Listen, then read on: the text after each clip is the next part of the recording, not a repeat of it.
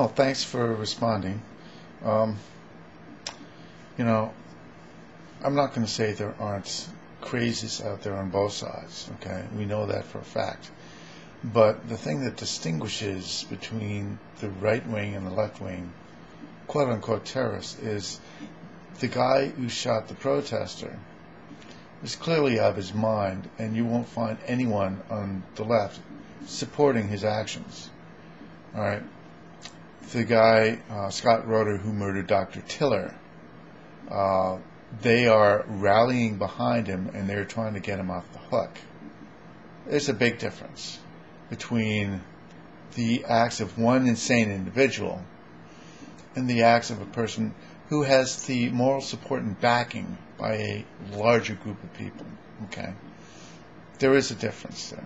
It's not equal. It's not balanced. All right.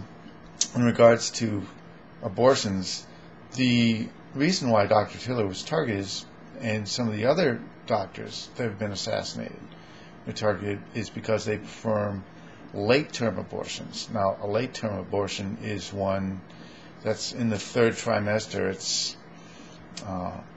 It's usually a heartbreaking procedure, but it's usually done for a variety of reasons.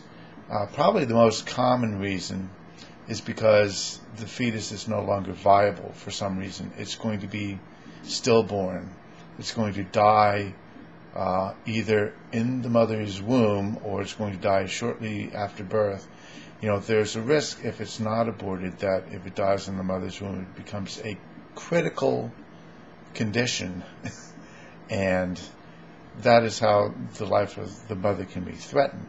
It's also possible that the mother has some other serious stuff going on with her medically, like kidney failure or something like that, where she cannot bring the fetuses to term without severely risking her own life. Okay, so there are cases where the life of the mother is immediately at risk.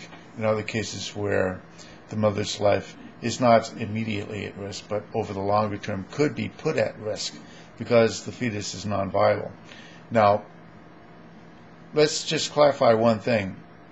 The overwhelming majority of cases of late-term abortion are fetuses that were wanted, not performed for people who decided on a whim, oh, I don't want to have a baby after all. Okay, people who were very much committed to the idea of having a baby, who wanted a baby, some of whom went through fertility treatments. So it's obvious if someone waits that long, there's a reason behind it, and that reason is usually, in the overwhelming majority of cases, the fact that they wanted to have the baby, and that something happened that they couldn't bring the baby to term. And usually it's because there's something seriously wrong medically, that the baby is not going to live regardless of what they do. It's born without a brain, for example, that sort of thing. And there's risk that, the baby dies in the womb, and being that large, it's a threat to the mother's life. Okay. So those are the 2 points I wanted to make. The first one being that, there are crazies all over, and crazy people have crazy ideas. But with the right-wing terrorists against the abortion doctors, there's more organization behind it than just lone individuals. Okay, that's the point I want to make. And the other point I want to make with late-term abortions, it's not because the mother failed to get birth control. Okay, it's not being used as a form of birth control. It's being used because something has gone seriously wrong with the pregnancy, and the babies were wanted. Okay, so I just wanted to clear those two things up. Thanks again for responding. I'll talk to you later. Bye.